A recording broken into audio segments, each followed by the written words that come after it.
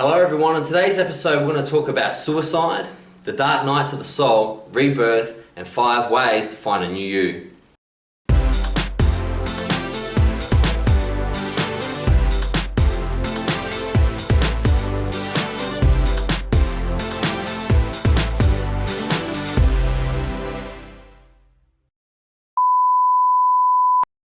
Hello everyone, we're going to get into the serious topic of suicide today, and more importantly the rebirth and what this is all about, what the concept of suicide is. And remember, suicide is a thought, therefore it doesn't exist, therefore we can really start to explore this from a human level and understand the pain, understand the dark nights that people go through. I want to share with you a personal story, and I'm going to share with you 5 ways that we can see the light even in the most darkest moments. But as always, I'm going to begin with a quote, and that quote is, "If we never experience the chill of a dark winter, it is very unlikely that we will ever cherish the warmth of a bright summer's day.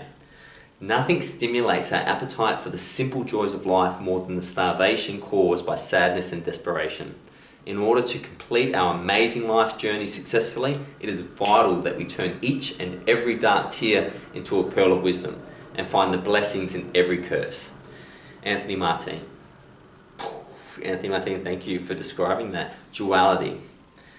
You can only understand that the world is round to understand that there could be a flat object. You can only understand the concept of no light, darkness, if you understood the idea of light.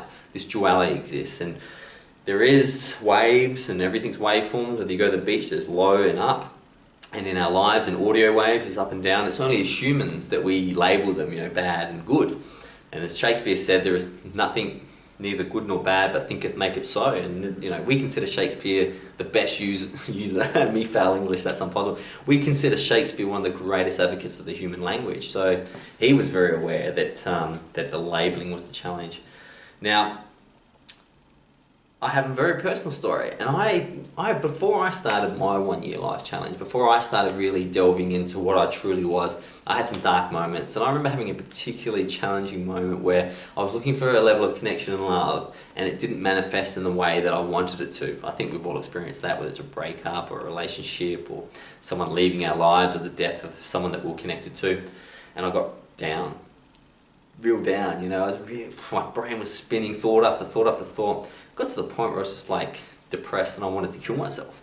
And I remember one specific night I wanted to end it, and I was like, well, listen, I see no point moving forward because my expectations of the world have fallen over so massively. It'd be better if I wasn't here.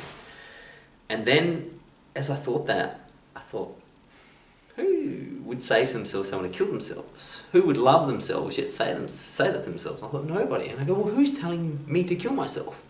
It can't be me, because I couldn't be aware of the conversation if it was me. Like, for example, if you're in a conversation, you're just having the conversation, but if you're standing outside the conversation, you can hear it and be aware of the dynamics. And I was aware of the dynamics of this conversation.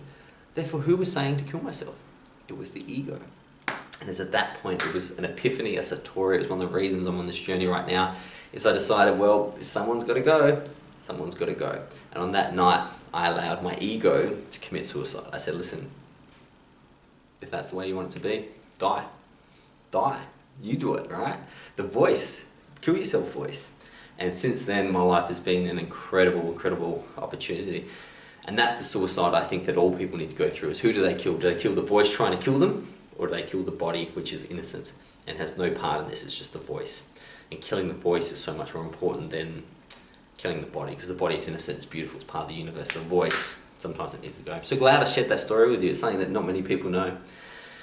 This has happened through history, and my favourite illustration of this is Jacob's ladder. It's from the Old Testament, the Torah. The Jewish people must love it when they call it the Old Testament, because they don't believe there's a New Testament. But it's from the Torah, the collection of books of Moses, and the book's called, well, the story's titled Jacob's Ladder. I'll give you a really brief overview, and remember this is a free translation, so all of my rabbi friends, don't pick me out on this one. I'm just trying to illustrate a concept. But Jacob was a bloke, dude, just like us, going through all sorts of problems, and he had beef with his brother, and he ran from his brother. He had a deal with his brother. They couldn't commit. His brother was being a bit rough, and he just bailed. He said, I can't deal with this, I'm just going to leave. And as he was fleeing, he went into the desert and he fell asleep one night, and he woke up to He woke up, he was basically being, fought. Someone was grabbing him and strangling him and moving him. And he began to fight, and he couldn't tell who was trying to murder him or who was trying to kill him. He was fighting, and eventually, whoever he was trying to fight, he defeated. He pushed to the ground, and he realized it was an angel. And he suddenly looked up, and he saw a ladder that went all the way to heaven, had this incredible vision of God. And obviously there's more to that story, but isn't that interesting that even back, 3,000 years ago, people had this concept of he ran from something for his brother, but it always caught up with him. And the angel that was struggling with him was his own ego, his own soul. He needed to defeat before he could ever get to heaven. And we all need to do that. We need to defeat our ego before we can go to heaven. You can't run from these things forever. They will catch up with you. Quite often, I had a friend recently who travelled to the other side of the world because she was having problems in the town she was living. And what I should have said to her at the time was something that I realise now, is that there's a piece of luggage that you pack wherever you travel. It's called your brain. It's called your mind. And until you fix that, you can't run from anything. That angel will find you and it will strangle you until you deal with it. Remember, you necessarily have to be lost in order to be found. So these things, these dips on the wave frequency shouldn't be seen as bad things. They should be seen as the opportunity to go back up. When you're in a roller coaster, you don't begrudge the fact you're going down because you know that will lead to a peak. I once said to my friend, chase the bottoms and you'll get the peaks. Number one. So how to get past these dark nights of the soul. I know you've had them, I've had them. Just keep reminders of love, pointers.